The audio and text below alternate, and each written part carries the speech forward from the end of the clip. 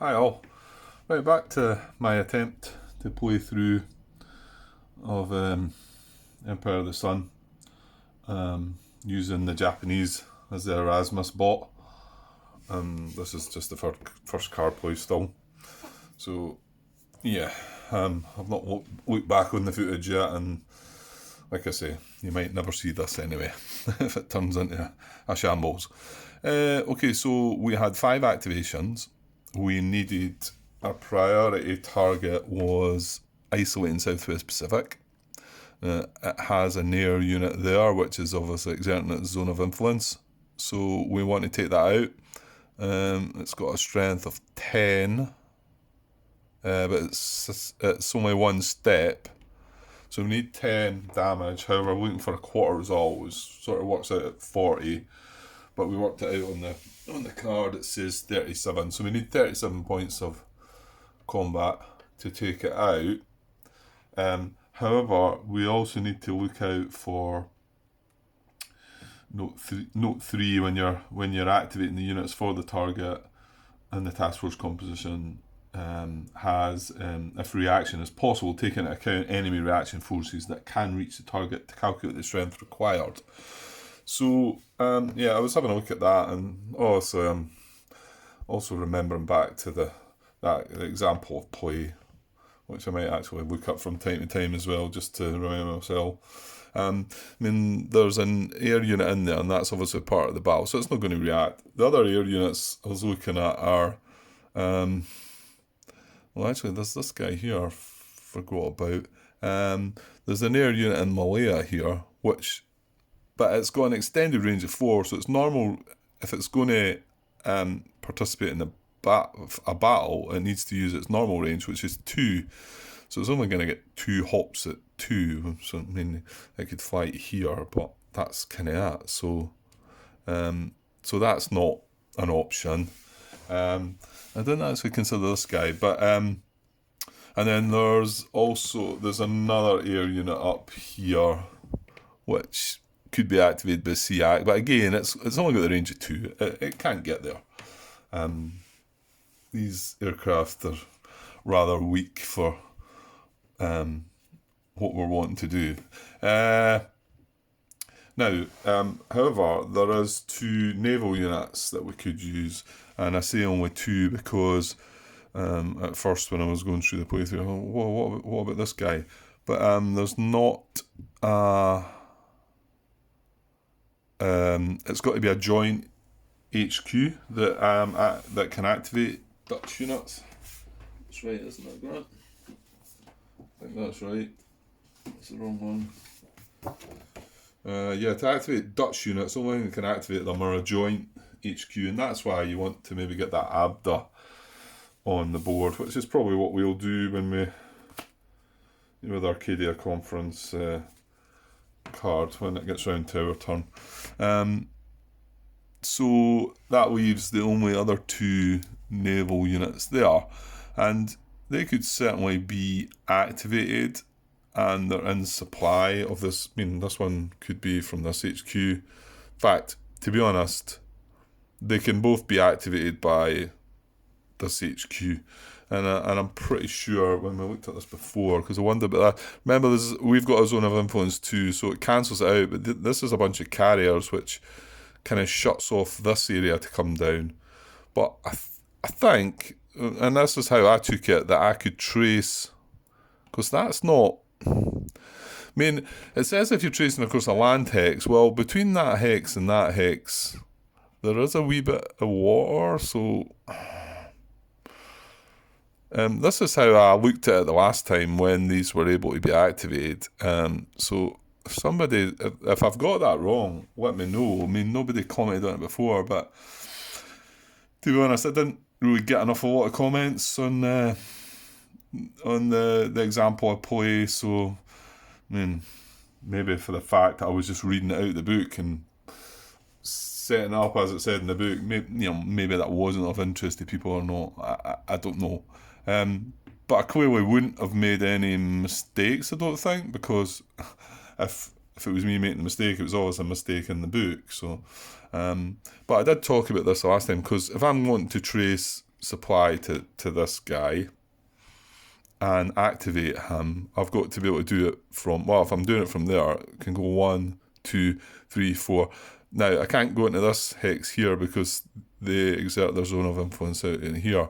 But there's no harm in going 1, 2, 3, 4, 5, 6, 7, 8, 9, 10, 11 down like that. And obviously this has got a range of 20.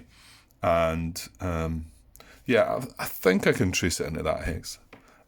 They certainly, in the playthrough, were able to activate that unit, or consider activating that. I don't think they do in the end, because this has reduced this one.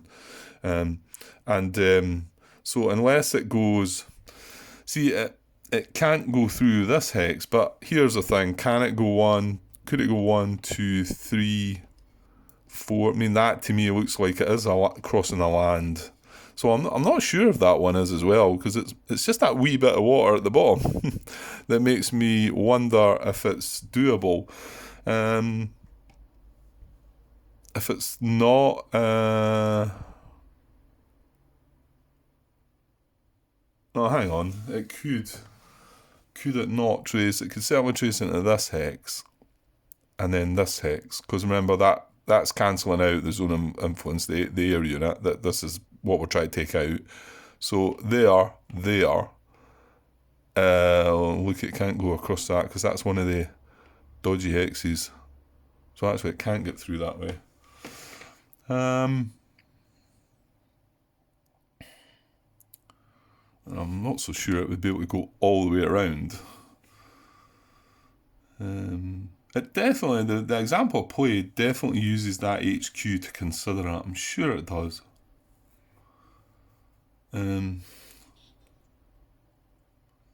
course, the other thing is, it's possible that could get supply and activation from the what is it, up at Pearl Harbor, because it's got a range of 25 on it. 1, 2, 3.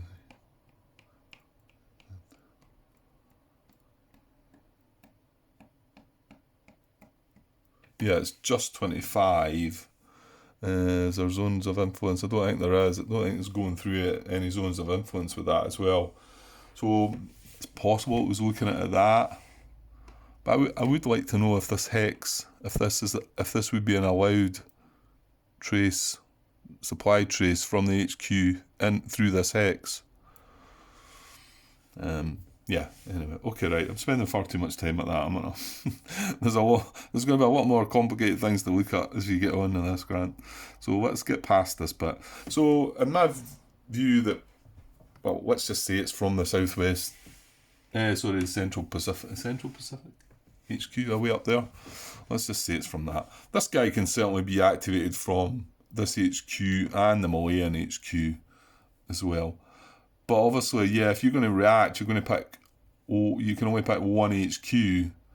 So if I'm wanting to activate possibly both of these guys, then it would be wanting to be that HQ that would do it. So, okay. Right, these are two definite possible reaction units, and then they could move into that battle hex. So we've got to consider that when we're setting up our force here.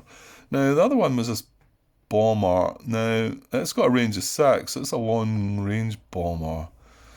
And I did get scratching my head a little bit about this, because I don't think this was considered. Now, the thing is, the long range bombers, they don't cancel out zones of influence, do they? But couldn't he... Is there anything that says, assuming supply trace can reach him? I think this is the problem, because his carriers in here are exerting their zone of influence into this hex. So I think because of that, and because he's a long-range bomber rather than a normal air unit, I can't trace supply out. I can't go that way because this isn't cancelling this out, the zone of influence. So I think that's what holds him in. Let me just see if I can have the word into that. Okay, I've been on pause there for quite some time. But while I was away, at some point I had a look just to get the gist of this. And yeah, somebody else actually asked the question about this air unit because it's a long range bomber. Can it trace supply? And right enough, it is, because normally the zone of influences of this air would cancel each other out, but because it's a long range bomber, it doesn't cancel the Japanese air zone of influence over this unit. So it cannot trace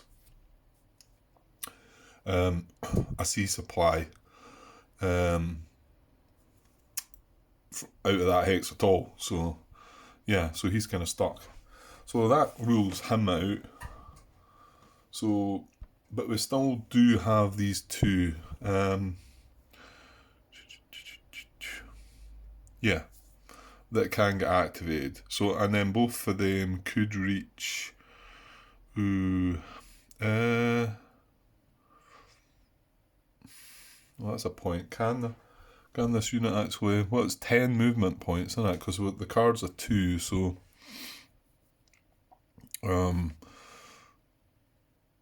obviously it can't. Oh well, hang on though. They can move through zones of influence, can't they? And I was saying that this is going to get supplied and activated by that. So there's no problem with me going 1, 2, 3, 4, 5, 6, 7, 8, 9. Is there? There's no point. There's no issue with me moving through a zone of influence. It's only when you're trying to trace or activate, isn't it? Trace a supply. Is that right? This sounds like some kind of simple question that you should know the answer to, Grant.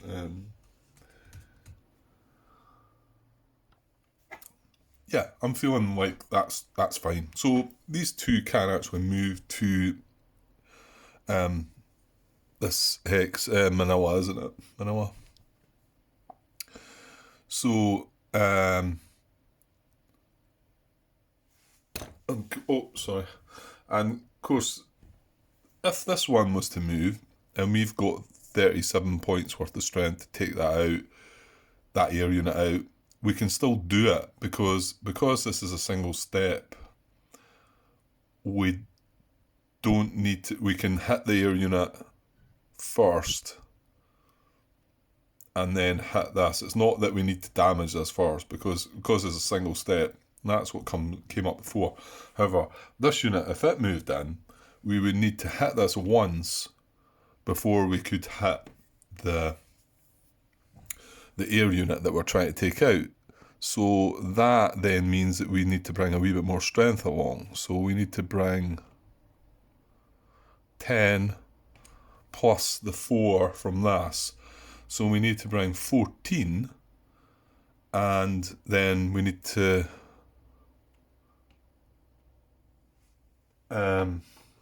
get the quarter result of that, don't we? So 14, well, it's just 14 times 4, is it not? What am I trying to work out here? How am I trying to look at this? I'm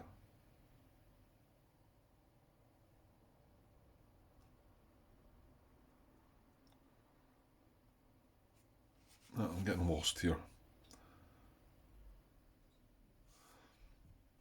14, 53, that can't be right. I mean, if we need 14, that's 28. Oh, no, it is. Because 14 times 4 is 56, isn't it? Yeah, so yeah, I'll look at the 0.25 column for 14, and that tells us we need 53 combat factors. Yeah, so it's a minimum of 53 combat factors. And remember, we want to bring the minimum if we can. We don't necessarily want to go over that. So that does bring up the fact that we're going to need 3 units, I think. Okay. And although the other way of doing it was to do I forget, another way to do it is to consider performing a smothering attack, isn't it?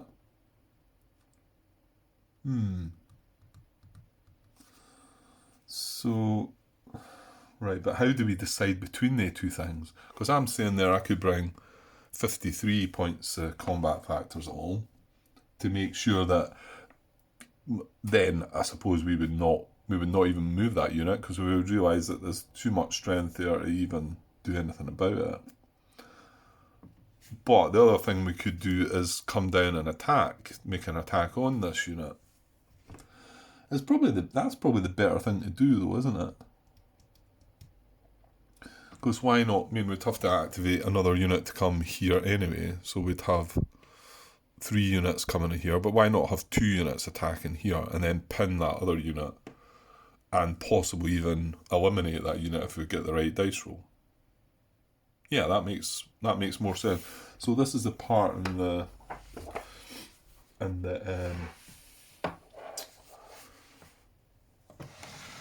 flow chart that talks about the smother and attack, isn't it? So, right, hang on a second. Yeah, I'm kind of not sure. I mean, I know how they done it in the example I play, where they just go and pin the other unit, but I mean, going by the flow chart, this is where we are activating the units, and it's got to be note 3 and 4. And let's just go over note 3 again, which says, following the selected strategy's force composition type, activate the minimum number of units within range of the target that can achieve the damage level criteria for the hex. The damage level criteria is 0.25. Failing that, activate as many as possible. So we will be able to activate enough to get the quarter result. However, it then goes on, if reaction is possible, take into account enemy reaction forces that can reach the target to calculate the strength required. Which kind of tells me that we shouldn't be bringing 37 points of strength. We should be bringing that 53 because of the other unit. Because this is to be decided before we then move down the flow chart and get to the smother and attack. K plus L, and K plus L to get you down to the smother and attack is, can enemy naval or ground units react to this target? Is this an easy offensive? Which it is. And at the moment, enemy units can react, but yeah, I'm a bit confused there, and that's just me because I'm looking at it in the structured way that it's happening, that this note is telling us to bring along, because that naval unit can react, it's telling us to bring along more strength. So if we then activate the units with the more strength, we then don't need to do that smothering attack. Well, we do actually still consider it, but okay, hang on. Yeah, well, it didn't take me long to find something that was going to bother me. Yeah, because this is sort of, I just look back on the example I play, and it doesn't consider this part at all. If reaction is possible, take into account enemy reaction forces that can reach the target to calculate the strength required. It just considers that it needs 0.25x result of damage to take out the air unit.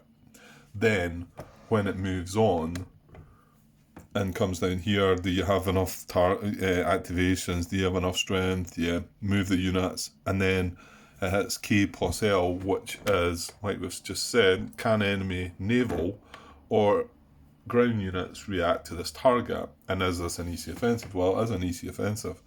And then, yes, that US Asia unit can react to the target. So then it goes and pins it. But I mean, I guess I'm just thinking that this should apply before that, if you know what I'm saying. So we should be adding more strength to the fight because that unit, the unit that could react, could come up there. So there's a bit of a, what do you do there? And it certainly does not mention that in that playthrough example. At least I don't think it did when I looked at it there. It doesn't consider an enemy reaction force, and then only considers it when it gets to here, and then this considers performing a smothering attack.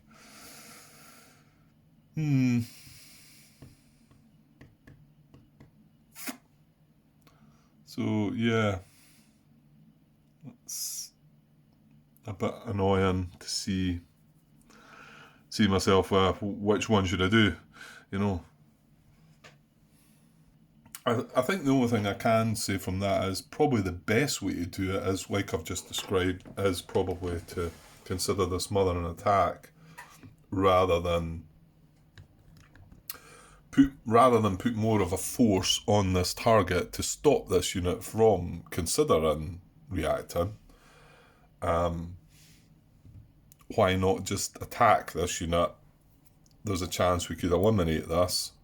Whereas if we put enough strength in to attack that, this unit is not going to bother reacting. It's not going to do it because it's a suicide mission, isn't it? So it's just going to sit there, and the guy and me as the allies are just going to say, well, there's no point in reacting with that, and then that means this guy's still alive and kicking. Okay. So we'll go with that thought, but I do wish that was structured in a way that it looks to me like which option do you do, and the order of it, the way it's set out, would have me putting more strength into this attack before I was considering the smothering attack. Oh dear, this is going to be a long road, isn't it? I'm not sure I'll get down it either, to be honest. Okay. Right then, let's activate some units, Grant. So you need 37 points of strength there. And we need a unit to come and pin this unit as well. So, and we've got to get that from the activation from South HQ, which is here. So I thought about when, again, I guess I'm going to, from the experience of the example I play, I'm going to probably be thinking about that. And although this is different because I think they were able to activate was it the South Seas even, or the Combined Fleet, we are restricted to the South HQ here. But I know from the way it done it, it wanted to bring some of the units down from there. Well, this can't quite, 4, 5, 6, 7, 8, 9, 10, 11, 12. Well, I think it can reach here, actually. Is there an air unit in there? There is.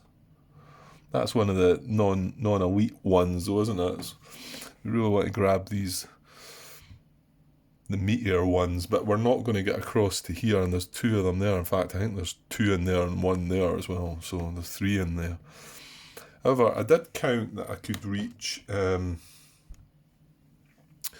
2, 3, 4, 5, 6, 7, 8, 9, 10, 11. Now, I think I can reach to that. I'm all a bit concerned about tracing across the ground. I think this is when it's to activate. It doesn't matter, does it? Yeah, it doesn't matter. You don't even need to go on the water, Grant. So 1, 2, 3, 4, 6, 7, 8, 9, 10, 11, 12. So I think I can reach that guy. So, and he's obviously in supply. Now, I remember reading recently that it can trace supply from another HQ. It doesn't have to trace supply to that HQ, but that's the one that's activating it. So it can trace supply. I'm sure it could trace supply to that. It can. There's no issues. But I mean, it's up here and it's in Japan, or beside Japan. So why don't we grab that guy? And so how much? It was 37 strength. I need combat factors. Okay, I was starting to think that that's not going to work because the card's obviously a 2 So I'm only getting 2 hops or 2 legs, I think it is the official term for it. So I didn't think that was going to be enough, and its extended range is 4. So 1, 2, 3 into here for the first hop, and then 1, 2, 3 into here, Tainan, or Tainan maybe. And then it would be 1, 2, 3, 4 away.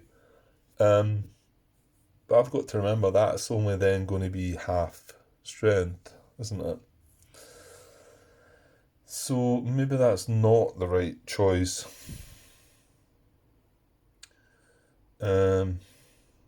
Yeah.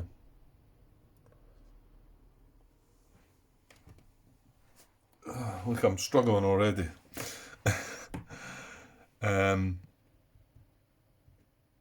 Yeah, I think we're having the 2 OC card here. Grabbing things from too far away is maybe not the best plan.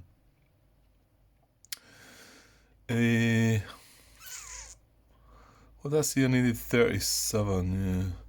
Because I was considering, I thought this, and I can reach the units that are under the combined fleet here. 1, 2, 3, 4, 5, 6, 7, 8, 9, 10, 11, 12. So I can reach them.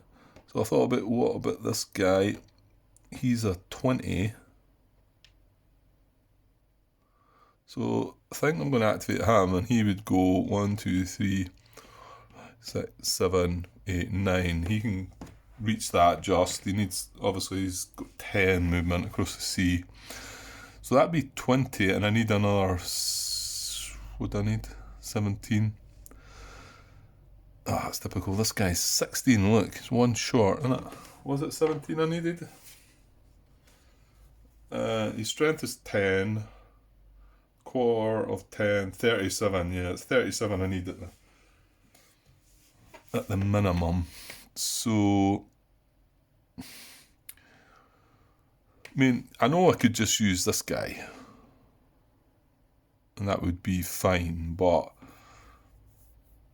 I'm thinking that, again, looking back over previous things, that I probably still want to activate him, but maybe move him. I mean, actually, I think, is he not one of the ones I could get? I think, see, only having the 2 OC, though, it's a bit trickier. Because 1, 2, 3, 4, see, this guy can't fly right across there. He's got to go up and around. So, yeah.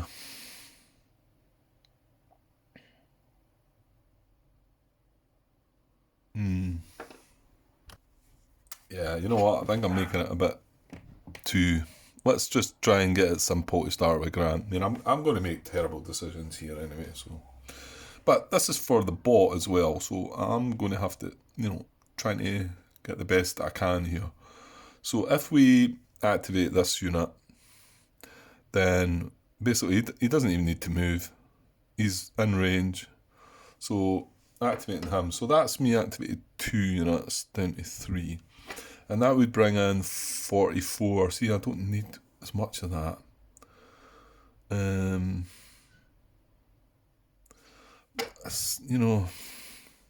I need another 15. That's 10. That's 6. That's only 8. So, sorry, dog's barking.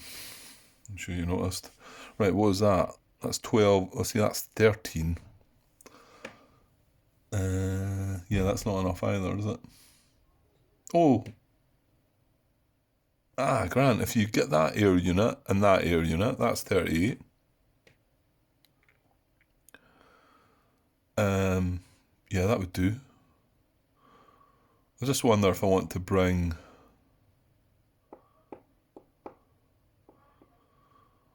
one of the naval units down, though, just to get them into the... Yeah, it's quite restrictive having just the 10 movement instead of the 15, and also for the 3 legs of the air units, rather than, well, have 2 rather than 3, isn't it?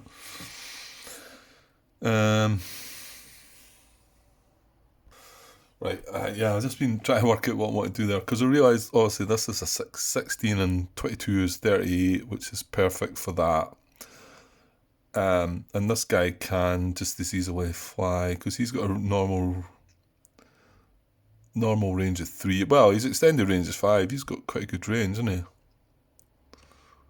And you can just go 1, 2, 3, fly into there. Is that an issue? Is that just a control marker? Because I have put them, I have put them on because I like to kind of, I know it's going to start getting a bit fiddly and awkward, but I want to be able to do that if I can. So, yeah, I'm just wondering about stacking there. Now, what is the stacking again? Ooh, hang on. Right, I was trying to find a place where it might just show that, but it is in the rules, but I thought there must be something. Maybe could it be on the map somewhere?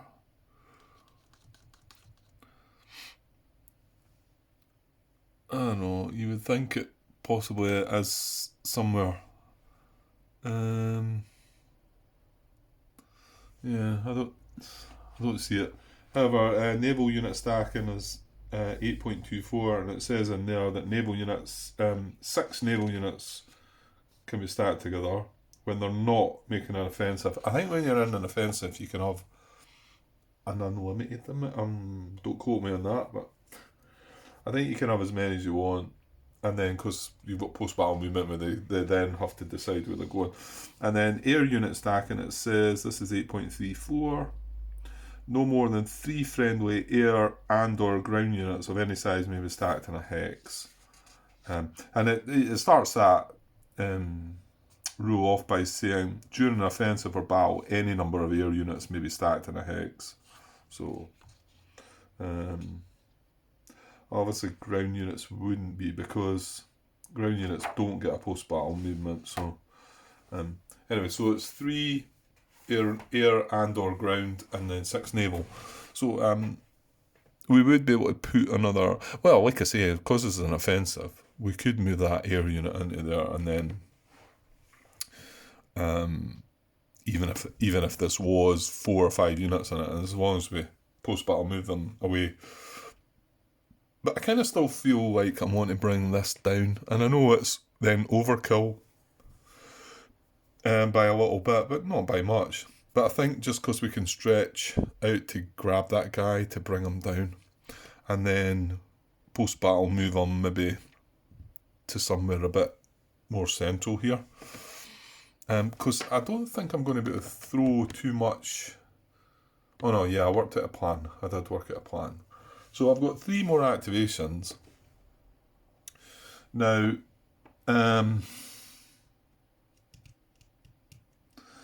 yeah, so back to the flowchart, it says, I says, are there enough activations to fill the battle support criteria? And then battle support criteria is down here, which says, and we're on an air rate. Oh yeah, this is the bit that I just never was able to get my head round. So it's as if it's saying the criteria is none, but it's an automatic yes. I don't know. Yeah, I still don't. I'm sure it's quite simple. I just can't quite grasp what's meaning there. But yeah, we've got enough activations. We needed 2 activations for that to fulfill the criteria, I believe anyway. And then Jai moves down to Jai. Has the damage level for the target been achieved? Yeah, we've got 42 points combat factors, and we only needed 37. So yes. So that takes us down to move activated units to the target. So I'm going to do it this way. I mean, that's how it went in the playthrough, but I mean, going by the normal rules, you're meant to activate everything first. However, this is a good point. Maybe it's doing it this way so that it can then do the smother and attack with an activation before it then moves on to other targets. I never thought about that. I didn't think about that, doing it that way. And like I say, it doesn't feel like it's breaking rules, this, within the game. I know it's doing it differently, because it does say you're meant to activate everything first, but I don't think this is a big deal. So yeah, we'll do it the way it's saying, because then it lets you look at the smothering attack and possibly doing it. So it would then mean we activate something else to go and smother this guy before we consider our next strategy target. Yeah. So I'm going to move this naval unit 1, 2, 3, 4, 5, 6, 7, 8, 9, 10 into the hex. And I'm just going to leave the air unit where it is, I think. Yeah, because it wants to be within, it needs to be within 2. I was thinking, can I not fly? Well, we actually don't control that. No. Yeah, there's not really another place I can put it. So yeah, it stays there. So, and then, so we've moved the units. So now we're K and L this time, and K says, can enemy naval or ground units react to this target? Yes, they can. And is this an EC offensive? Yes, it is. Oh, I forgot we've got... Oh, I forgot about the bonus to the card. And yeah, I did wonder, I remember asking this question when I was looking at the cards, that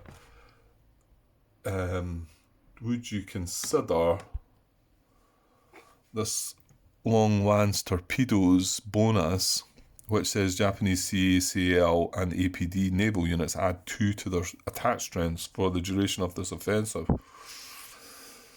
Would you consider that extra 2 strength if you knew it was one of the units to get your damage criteria, you know? Say, I mean, this is a BB, so it's not. But if this was a CA, it would get 22 combat factors. So would you take that into consideration?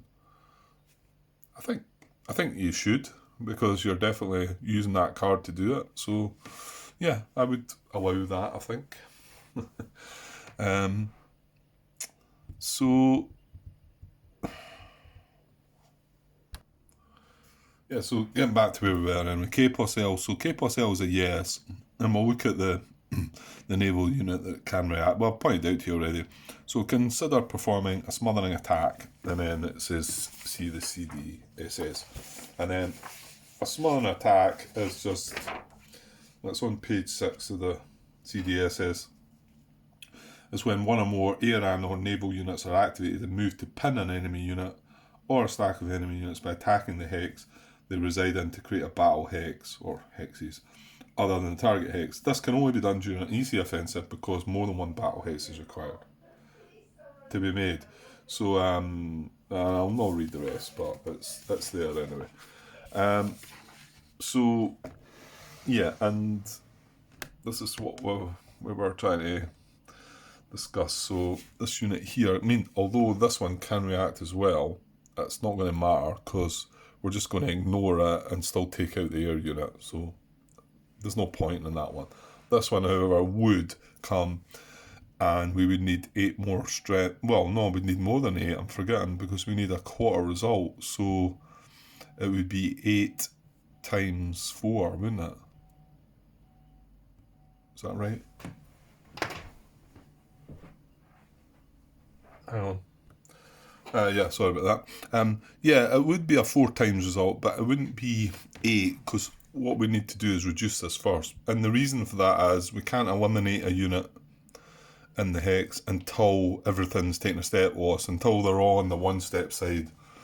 And, you know, although the air unit here is reduced, isn't it? This one is, yeah, although it's reduced, so we only need 10, but then the quarter result thing, we still need to reduce this first. So we would need 4 times 4, so we would need another 16 strength on top of the 37, which then takes us up to the 53. So we wouldn't have enough there. So we will come and pin this with something. And I mean, it does suggest that doing this, you don't check for damage criteria. So you only want to pin it, you just want to pin it with something simple that's just taking it out of the battle, so it can't then react because it's in combat, it's in a combat hex. But But, I mean, why not take along at least 8 strength? Because if we've got 8 combat factors and we get a 1 times result,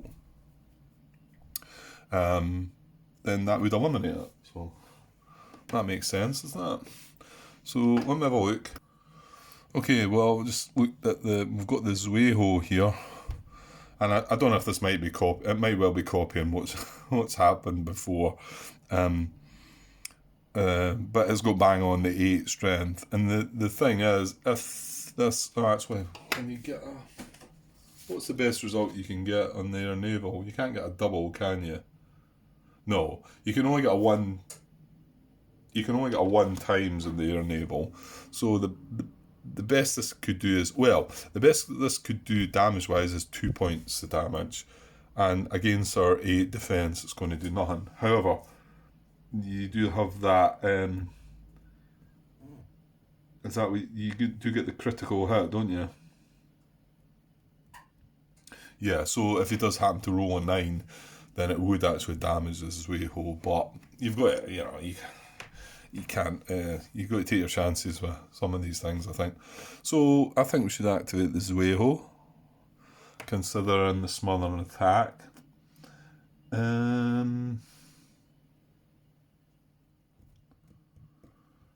So it doesn't. Hang on. Right, it kind of just leaves you to decide what. I mean, it doesn't. That's me activated it. Fair enough. So I can move my dice down to 2. So we've got 2 more activations only, and this Zueho now is a CVL. I was forgetting about the CL, but well, what is this guy underneath then? He's a CVL as well.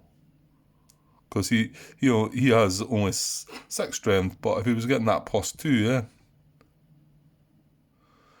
He's a CA. See, he would get an extra 2 attack combat factors, but we don't really need 12, do we?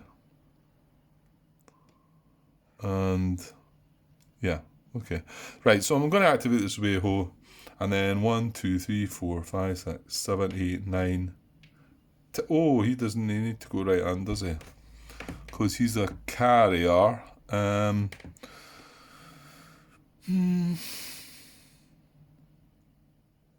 Well, does it matter? I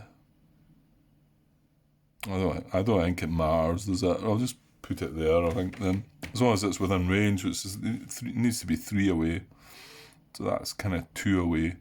And then we're obviously attacking here. So that then creates a battle hex there. So that means that guy now can't react out of that hex. Okay. So, right, let's try and get on with this. So back to the flowchart. That takes us from this smothering attack up to M. And M is... zoom in a little bit there. Is the last one. Is this the last objective? Well, no, it's not.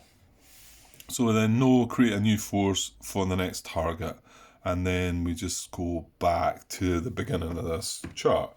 But we need to find out what our next target actually was. Oh, excuse me. So, and this is where we were. So that was the Philippines HQ. So we've done that part with a 0.25x result. So Singapore would be the next one, but this time it's taking a bit of a chance, and we only need a 0.5x result. So let's go and see if we can do something with that. So back to task force composition, and A is this an air naval attack on the target? Yes, it is. So air raid, so it's the same again, and then activate units for the target. So in air raid we want air, naval and carriers. So yeah, let's go and have a look at what we need to try and do now. So we're attacking Singapore. Well, we're trying to isolate Singapore's Malayan HQ. So it means we need to get the zone of influence of this air unit away. So we need to eliminate this. So it's 9, but this is 2 steps this time, so it's 18. And then we only need a half times result this time, so 18 half would be 36 is what we need. Well, in fact, it's probably less than that, isn't it? So a 0.5 result for 18 is 35. So we need 35. And yeah, that was, because when I checked that, I thought, look at this. These two work out at 35. No, they don't, Grant. They work out at 25. Okay. I blundered there then. I thought I was just going to move the guys in. Is that right? 35? But it's 918 and I need a half times. Yeah, it is. Okay, I don't think we're going to be able to do that then. There's because we can't get any air units down there. This is only 10. Now, even bring in the fact that this is a CA, would give it an extra 2 because of the card. That's still only 27 points. Okay, and there's no air units across this part. I mean, yes, I can activate this air unit or like that one, like I said, but this one might be able to, because it's got an extended range of 5. 1, 2, 3, 4. No, see, it can't get right across the water there. So 1, 2, 3, 4, 5. I can get to Hanoi, and then 1, 2, 3, 4, 5. It could get to Kota Baru, and then it would be 1, 2, 3. Oh, actually, it would be in range. So that actually would work. That would bring 16. We're still not getting enough, are we? What's the carrier there? Or the Kyle is 12. Yeah, we're still definitely not getting 35.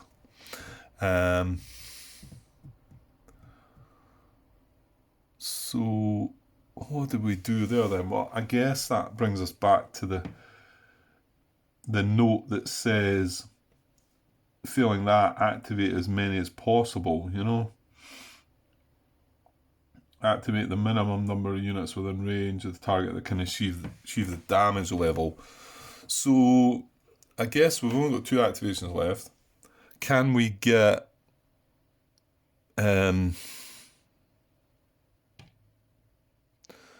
can we get 18 then? Because 18 on a 1 times result, 18 would eliminate that. So if we rolled the dice well, we could get it from. I mean, we could still do that air unit, like I say.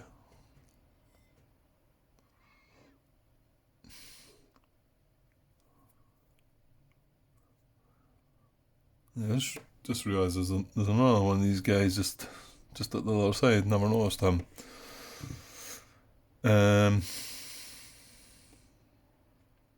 Okay.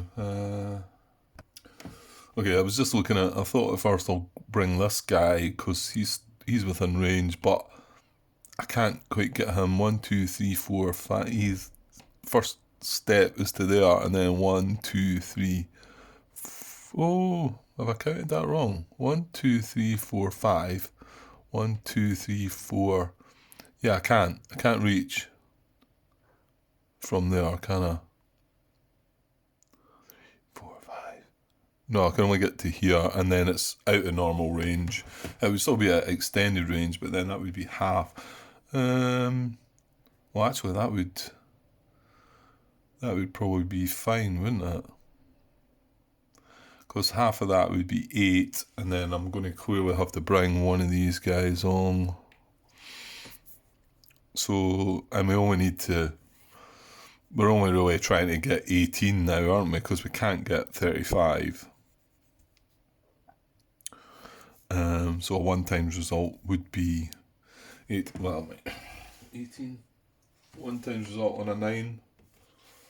No. Yeah, 1 times result on an 18, Grant, that is. Which is clearly 18. Yeah. Okay. Oh, I've just realised there's an air unit in here. And I would keep the air units up the top, obviously. But I would probably have an HQ on top of that. I mean, all these other ones, the ground, I would put ground units down below, but I need to watch that because that was on an HQ. Okay, well that makes a big difference, does it not? Because I can activate this and fly it into here, and then it's within 1, 2, 3 of its normal range. So that's actually 20. So do we have, what was it, 35? Do we have 15? Look at that guy. That guy's a 13, but he's one of the BBs. So he doesn't get the +2, whereas this does get the +2, but that's only 4. That's only 14. Ah. Yeah, that one's only 10. And again, that's a 12. That would only get +2 to 14 as well. So we're just outside the 35. Oh, however, we can bring another air unit down, can't we? Of course we can. Although it would have to be this one. So there you go. So South HQ, we activate this. And we activate this. And then we fly both of them. This guy flies into there. And then this guy goes 1, 2, 3, 4 into here. And then 1, 2, 3, 4, 5 into here. I'll put them around the other way. Put the big guy on top. And that is 36 factors. And that was our last 2 activations. There you go. We did manage it in the end. Okay, good stuff. So, yeah, we're not going to benefit at all from that, from the cards bonus. Because I don't think we used any CAs. But that's fine. We've got what we need in play. So, yeah, just double checking with the flowchart again. That is us. We had enough activations. We had enough strength that time. Oh yeah, that's right. Because if we didn't have enough strength, it would have took us to a no here in a dice roll. So, yeah, I need to remember that. But we did, didn't we? We had 36 and we wanted 9, 18. We've got 18 and we want half result, 36. Yeah. So we actually have achieved that. So then K plus L, can enemy naval or ground units react to this target? Well, this time it's a no. Yeah. It's a no. Because we've already pinned that naval unit. And so that would be a no anyway. We don't need to look at L. So no comes across to M. Is this the last objective?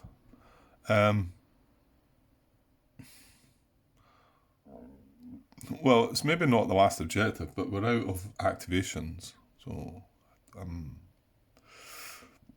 thinking that's all we can do, isn't it? Okay, so, well, now we're going to get some combat going, aren't we? Good. We get to roll some dice now. Well, actually, we don't quite get to start rolling dice yet, do we? Because we need to see about reaction. So I'm looking at the offensive sequence here. So we are in step 3. The offensive player declares battle hexes. So we've done all that and we've created a battle hex here, here, and Singapore here. So reaction player may cancel offensive using a weather reaction event. Right, so the allies don't have them though. So step 5, implement possible event bonuses from offensive player's EC card that apply prior to reaction. Well, that's not applicable. A special reaction is possible. Reaction player may roll to attempt creating additional battle hexes.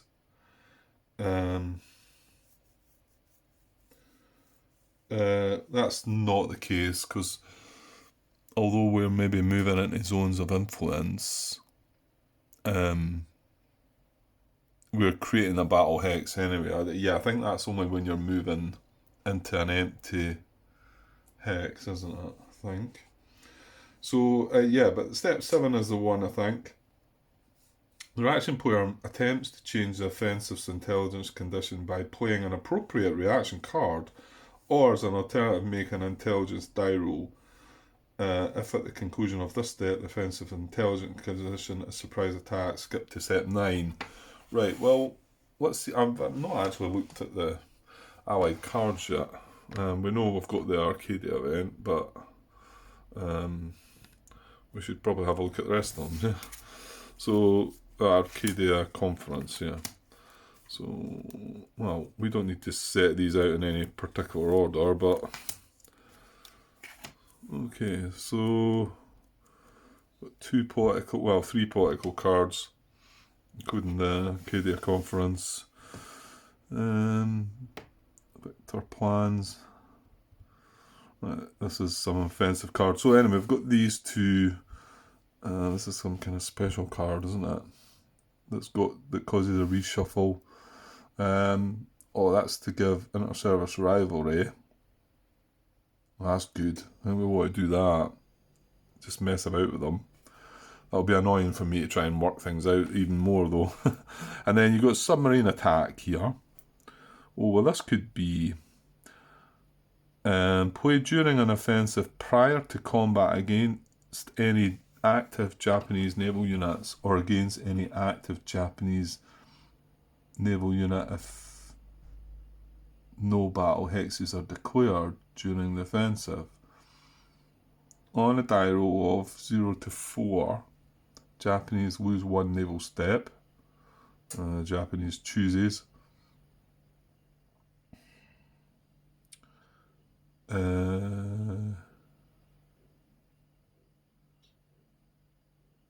Japanese chooses. If it's losing a step.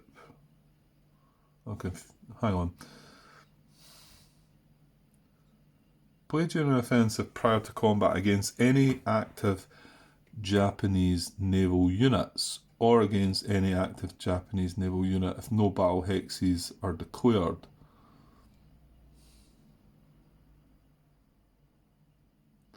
I'm not sure what the Japanese are choosing. So let me zoom in there.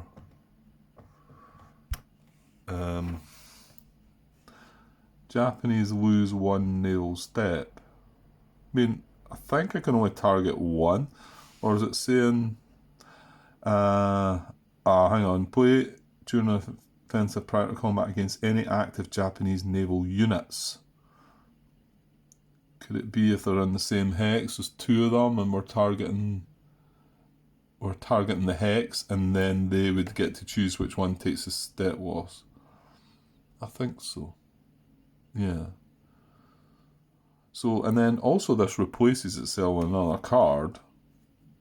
However, this gets removed from play.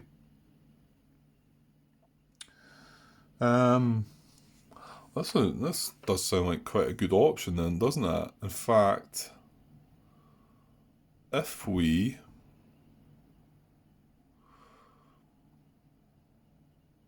And an 8 or 9 has no effect. So it's a 5 to 7 we need to roll to get 2 steps. It's just, I mean, we could really spoil their plans here, couldn't we? By... what would be the better? Well, clearly it would be better to take out, to try and go for this in Nagato, wouldn't it? Because, yeah, I mean, the thing is, you're looking for 2 steps, because even if we hit that, well, does it reduce its strength? It will do, won't it? Its combat factors go down to 10. So that would then be 32 against... it's 10, isn't it? 32 against 10. So that would stop... If they rolled a quarter result then, would that stop that? I think it would, wouldn't it? 32, 10, quarter result. Yeah, 37 they would need. So even just hitting that for once would be really good. I mean, you kind of think this is a carrier, and it would be nice to take that out. And if we reduce that, what strength is that? It's a 6. So it would still be able to hit this once, but it wouldn't be able to hit it twice.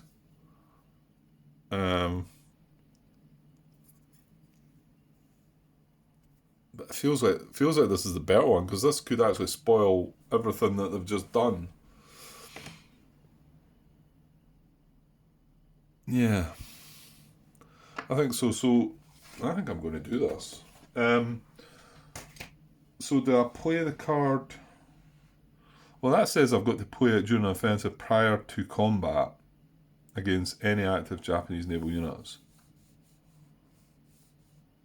And I'm pretty sure I'm right in thinking that you can play up to 3 reaction cards anyway. So even if I was doing something else to change the... And I think I can use this and also still roll to change intelligence. Yeah, no, hang on. Yeah. The reaction player attempts to change the offensive intelligence condition. Ah, okay. Sorry, I'm jumping ahead, because this is an attack reaction card, isn't it? And that's step 9, which says reaction player may play any attack reaction cards. Okay, so step 7 says reaction player attempts to change the offensive intelligence condition by playing an appropriate reaction card. Well, we've not got any of them. Or, as an alternative, make an intelligence die roll, which is under 7.25. And then so if we fail this... Oh no, if we fail this, we skip to step 9, which still gives us a chance at that. That's fine. So 7.25... right, so it's regarding the card, isn't it? And it's the EC part of that. Let's just walk. Bring this a bit closer. Is it a 5? No, it's a 6. So the EC up here has a 6. So, and this card, although it doesn't say surprise attack on it. So if it said surprise attack on it, we would need to use a card to change the intelligence level. So because it doesn't say that, we can roll the dice to try and change the intelligence level from surprise attack to... What is it again?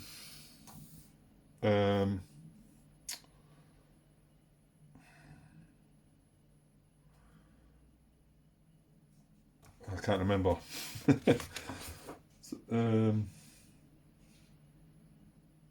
Surprise to something else. Come on, Grant. What's the word?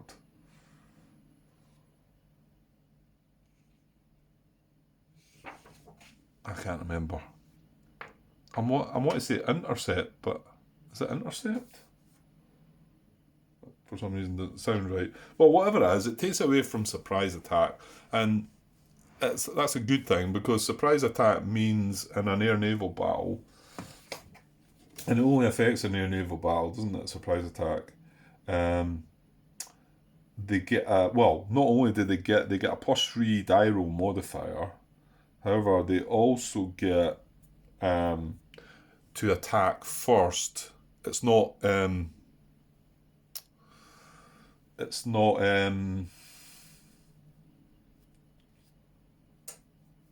simultaneous. It's not simultaneous combat, so the Japanese would be able to fire first, basically, and then we wouldn't get a chance to fire back if we were eliminated. So yeah, I mean, within this fight, I don't think the Allies are doing anything to the Japanese anyway. But however, the +3 modifier is quite big, so we want to try and knock that back if we can. So I'm rolling a dice on for the Allies, and I'm needing a 6 or less. Now, isn't there, hang on. Yeah, it's a 6OS, and it is intercept, so I'm trying to change it to intercept. And this is in 7.25 offensive intelligence condition determination.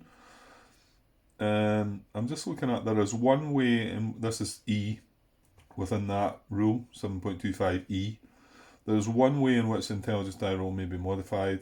If at any time during the movement of any of the offensive player's units, those units move into, through, or exit an opposing air ZOI, whether neutralised or not, the reaction player subtracts 2 from the intelligence die roll. However, an unmodified die roll of 9 is always considered a failed die roll and a surprise attack result regardless of any die roll modifier.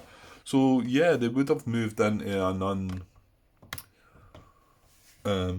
these units moved into a zone of an enemy zone of influence, and it, I mean, okay, it was neutralised, but that doesn't matter, doesn't it? It says whether it's neutralised or not. So that 6 now becomes an 8 or less we need to roll. So yeah, let's give that a go. Just find a space to chuck the dice. So an 8 or less, and we've got a 5. So yeah, we succeed at that. So that takes that surprise attack part away, which is good. And it would allow us to, we need that to be able to react as well. So, because if it stays surprise attack, we cannot react. So now that would allow us to have a reaction and maybe move units into battle hexes that could help out and whatever. But as the Japanese pinned this guy, he was the only one that could really do anything. This can't really, although it could move into a battle hex here, I think, it wouldn't be doing it any good. So yeah.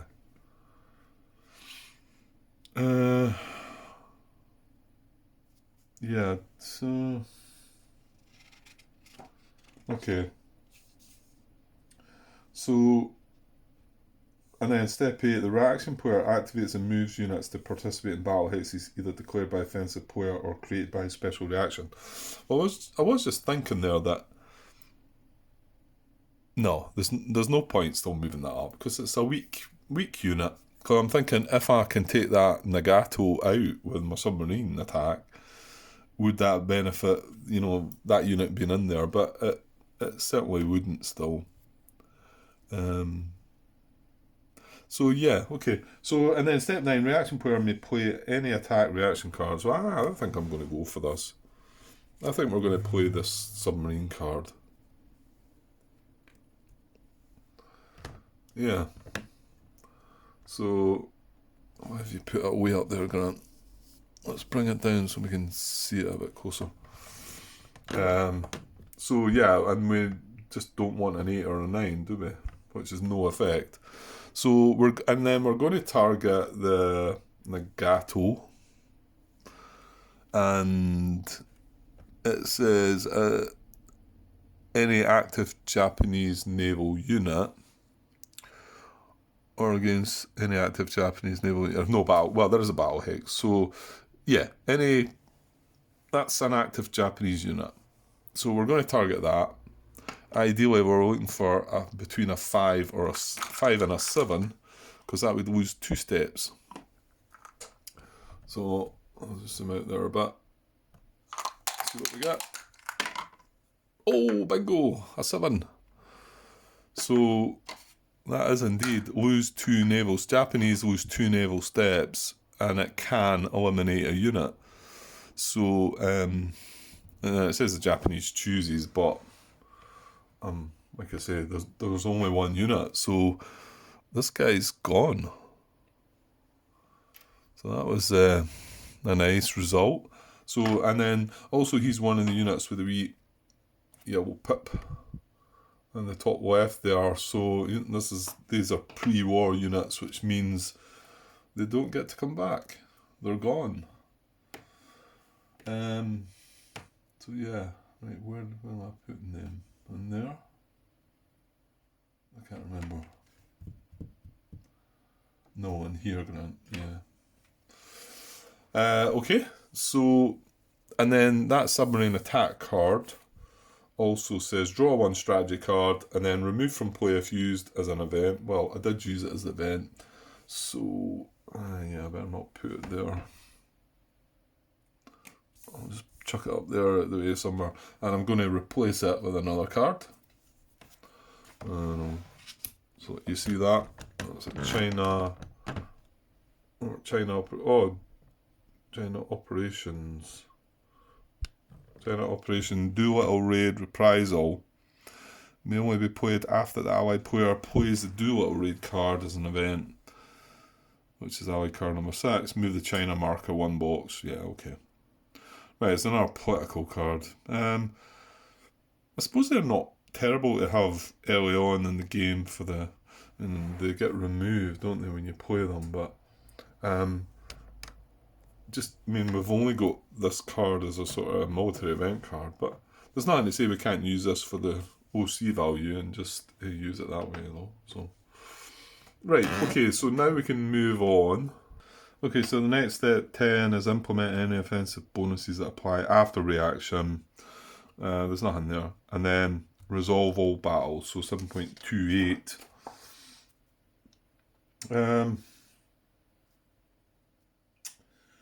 Each battle is resolved. Rule 9. Right, I'm going to just kind of, rather than go through that, kind of work my way through that the best way I can tell. So I think we're just rolling on the ground, no ground combat results, no, air naval results. Yeah, this table here. So air naval combat results. Well, we've got three different battles, haven't we? Yeah. And we're not getting the bonus from the card. Okay. So, and we're not getting the surprise attack.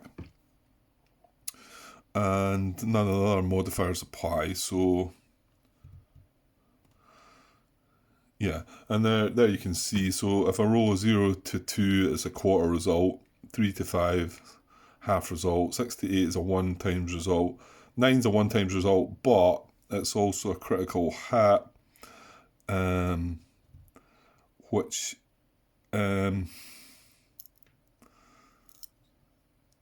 means, yeah, it's got a couple of meanings, isn't it?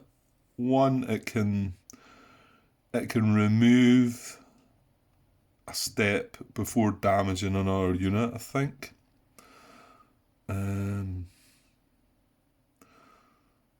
it not telling us about it here or no?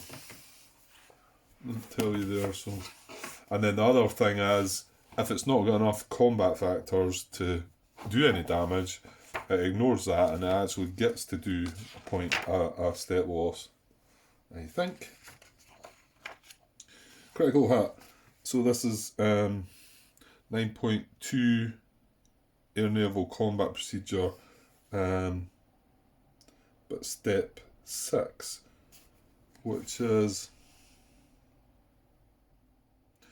if a critical hit is achieved by an unmodified 9 die roll or due to an event, player may circumvent the restriction of case number 2 above, which was number 2 was all full strength units must be reduced before any units can be eliminated. So there's more to it than that, but I'll just leave it at that. Eliminating units while other full strength units remain. Right. Continuing the example above. Right, I'll not go into that because it's showing examples. And it says, additionally, any time a player achieves a critical hit and it's mathematically unable to achieve at least a 1-step loss, then 1-step loss is assessed to the opposing unit with the lowest defense strength that can receive the hits. In the case of ties, it's reaction player's choice. Okay, I'm glad I read that then, because I wouldn't have. So, if we rolled a 9 and there was more than one unit, then you don't get to choose. It needs to be the lowest strength.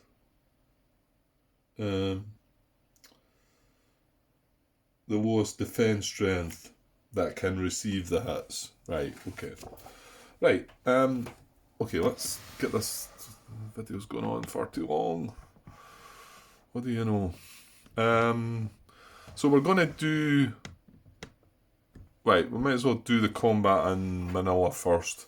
Now, obviously, we removed the naval unit. So we've got 22 points combat factors. I'll just bring this guy to the top. Against 10. Now, he's only a one-step unit. So 22 to 10. What was I doing by taking that guy out? Yeah, so if they do roll a quarter... I mean, if he rolls a 1 times result here, or a quarter result... No, what am I saying? No, a 1 times result or a half times result, he's fine. If he rolls a quarter result, however, he's not going to eliminate that guy. Okay. Right, I'm going to roll dice. And... Oh yeah, well it's a somewhat simultaneous attack here. Yeah, that's right. So the red dice is the allies, and it's... sorry. I was rolling the wrong one there, wasn't I? You've got a red and a grey.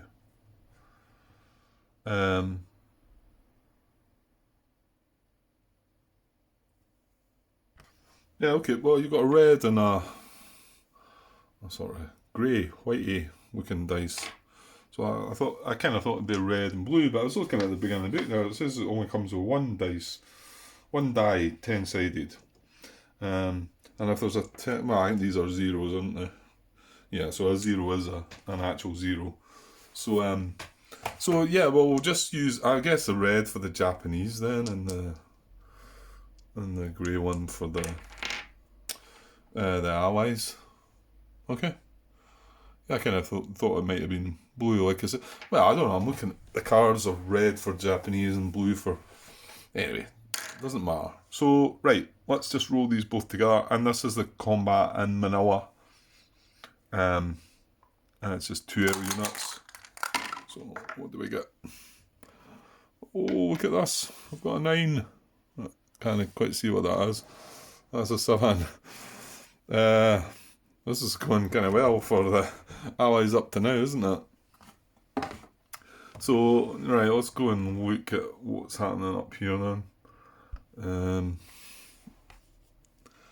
A 9 for the allies and a 7 for the Japanese. So their results are, well, the 9 is a 1 times result, but it's a critical hit. So he's going to get to hit that air unit. And a 7... unfortunately, a 7 is going to be a 1 times result for the Japanese, though. So they're going to take the air unit out. So they're going to achieve their goal here. So, let's say it doesn't really matter. Well, you've got... So he does 1 times. He does 22 damage to this 1-step unit. So that's going to eliminate it. This would only deal 4 damage back to this. However, because it's a critical hit... it actually does get to do a full 10 points of damage and give that guy a step loss, I believe. So that's really good, because the Japanese air units, I don't think can be replaced very easily. Well, you can see that they can't take replacement steps, and if you eliminate that, it doesn't come back. Unfortunately, though, this guy is taking a hit, and he's got the wee yellow dot as well, so he's gone for good. Yeah, he's gone for good.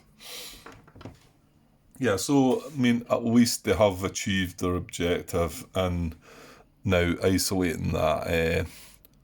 Well, they do need to leave that air unit. Will have to stay there to exert its zone of influence. But anyway, okay, right. Let's get moving, Grant. Keep moving. Right, let's try this combat here, which is the one we just pinned the naval unit to see. So we've got 8 against, well, there's Oahu against the US Asia here, so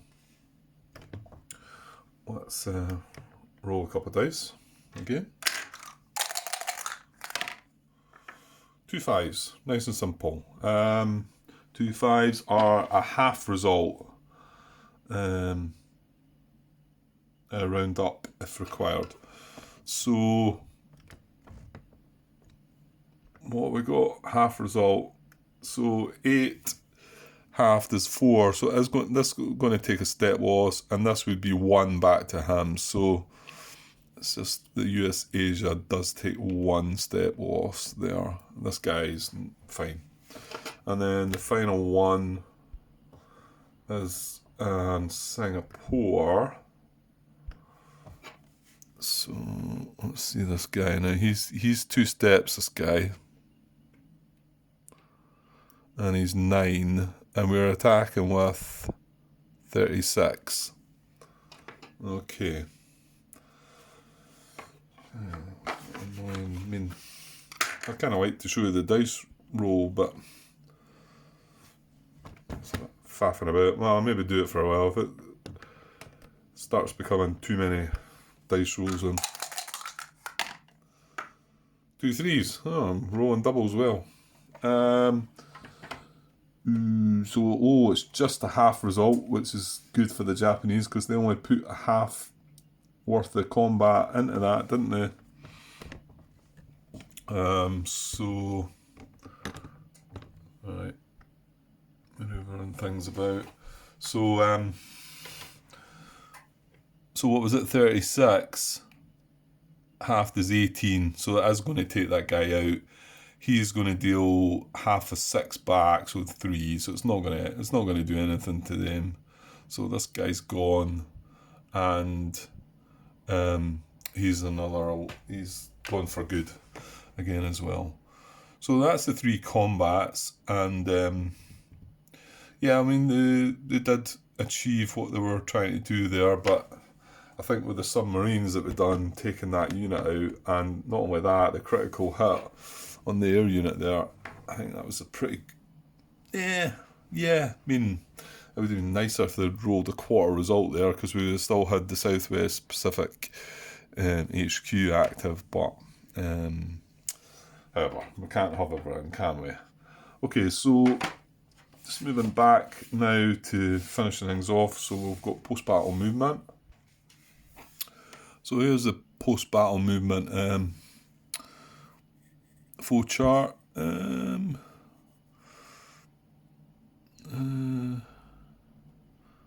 Okay, I just noticed there's a 9 note there. I don't think I noticed that before. And it says down here, if a strategy specific post-battle move exists, apply it first before looking at this chart. Okay. Well, that's nothing that's ringing a bell anyway, that there's any strategy specific. So we'll just go with the chart. So start is down to A, and A is, are there air units to post-battle move?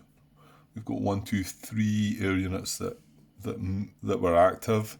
So yes. So air post-battle movement strategy. So I look in here and it says post-battle move to hexes with a friendly airbase that places an AZOI over the following in priority order. And then it's got notes 9, 10 and 11. Yeah, I thought I'd read that before, but 9's there again, so if a strategy specific, right, okay. 10 is skip a priority if all such hexes have Japanese AZOI already. Okay, and then 11 is, if many air bases are available, first choose those that can fulfill multiple priorities. Okay, and then the priority order is a non-Japanese islands HQ without an AZOI.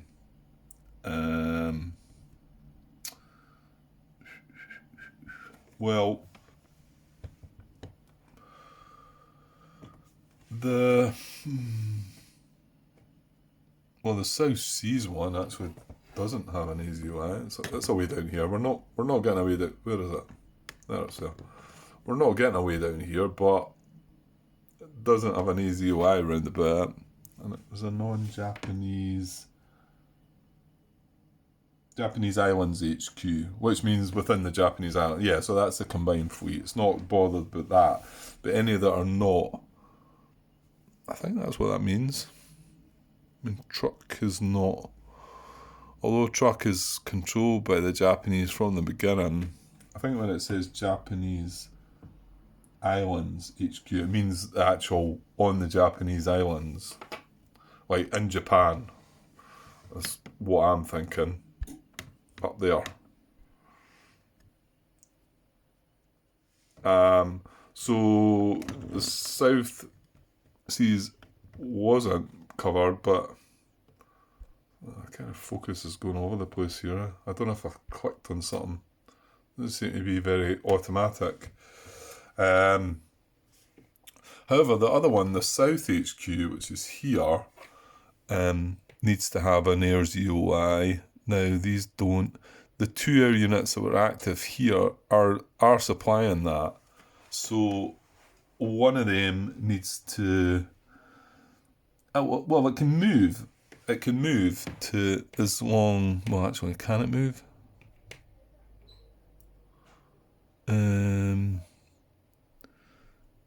Yeah, don't think this is controlled. Does it? I mean, no, actually, yeah, that wee bit comes in there, doesn't it? I think that dotted line is all within the Japanese, what is it they call it? The Japanese Empire. So these hexes, it could fly into one of these hexes, I guess.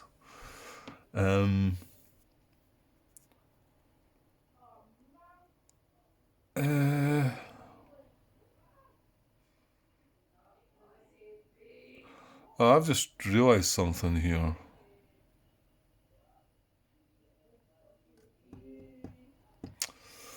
Yeah, I've just realised that we're not...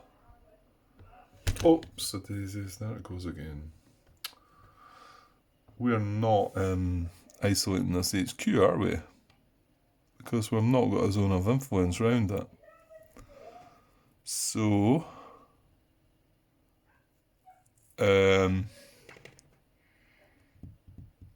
because these air units were within range to take that out, but their zone of influence only stretches to here. It doesn't stretch into that hex. Okay. Right, so, well, I'm just wondering if maybe this could post-battle move. Has it not got to go back to a port, though?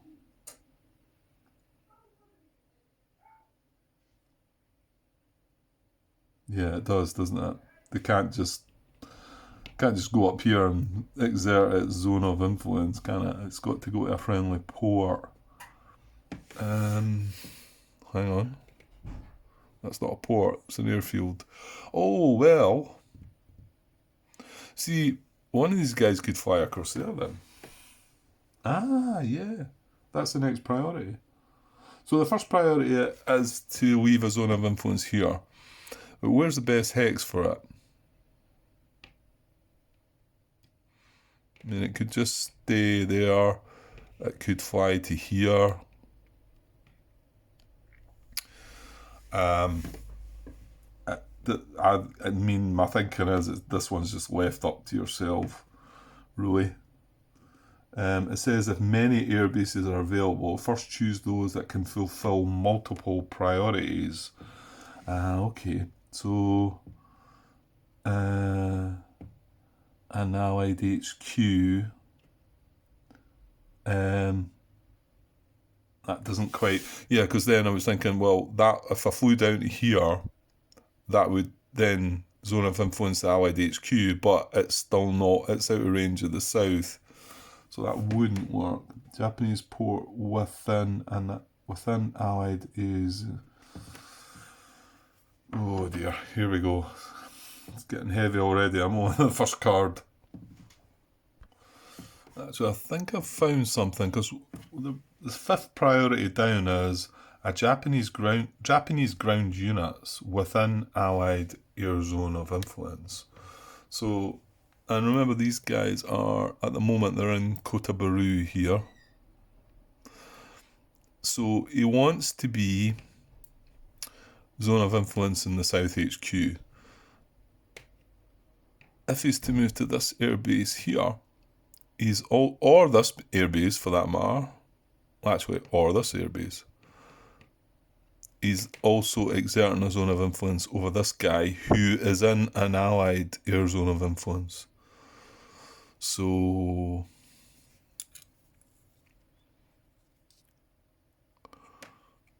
yeah, that makes me want to think that, and I think the stronger guy into here. So I'm going to post-battle move that guy into there. I think I've got to do some element to just make a decision, Grant. But what he's doing, his priority is he's got an air zone of influence around the non-Japanese islands HQ, which didn't have, well, actually, well, it wouldn't have had an air zone of influence if both the guys had flew away somewhere else. So, yeah, kinda. Did we get away with that one? Well, let's just go with that. And then this other one, the second priority is an allied HQ. So this allied HQ, although we've removed the air unit, we've realised that we're not actually a zone of influence in it. So he can actually fly into Kuala Lumpur and post-battle move into there. And now he is within he's exerting a zone of influence round. So that was our objective, really. That was what we were trying to achieve. So it had to do it via post-battle move. And I seem to remember that getting talked about somewhere, that it could still happen within the post-battle move, that your objective could, yeah, anyway. Right, an hour and a half now. So basically we've done that, we're up to the start again, we're down, there's no air units to do. Oh, there's one more, isn't there? Sorry, I forgot about that one. That's the one that's up cover Manila, but actually I think he's going to stay put, isn't he? Because he wants to, yeah, he's the only unit that's exerting a zone of influence around Manila anyway, so yeah, he's just staying put. And that means that is isolated, so that objective's achieved as well. So now looking at that, that's all the air units, and then it says goes down to be naval post-battle move strategy. So yes, we do have one naval unit, so the other one got eliminated. Post-battle naval units to hexsides with a friendly port and priority order. South Seas HQ if it contains no naval units and is within range. Well, it does contain a naval unit and it wouldn't be in range anyway. And then a port that contains only ground units, and then the nearest port. So, a port that contains only ground units. Well, actually, maybe this guy here, because he's in a port. He's only ground units. And also he's the nearest, I would think. Yeah. Okay, so he's going to post-battle move. The Zueho's going to post-battle move into Miri.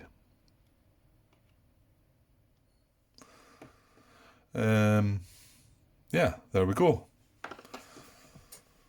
I think that's my first attempt at not only, well, we also had a wee kind of reaction as well, so we've done something off our own back as well, and got a nice dice roll result as well, taking out the, what was it, Nagato. He's a strong one as well, 20 strength. That's a setback, I think. Okay, right, I think I've done everything. Just quickly looking at the sequence of play there to see.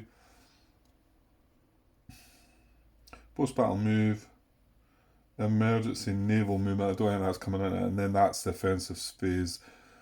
Well done. Then it goes back up to the beginning. Well, basically it switches over now to the Allies. Okay, so hopefully no mistakes, but I'm not so sure. And I'm pretty sure mistakes are definitely going to be made within this game. And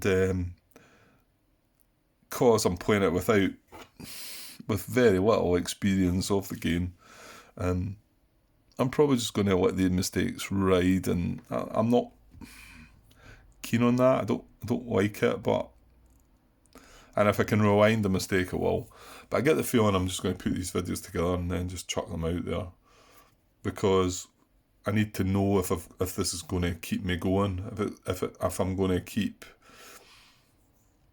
at it, because I'm worried that I get so far in. But I'll tell you what, that first turn, even though I had to make a couple of decisions there, yeah, I was okay.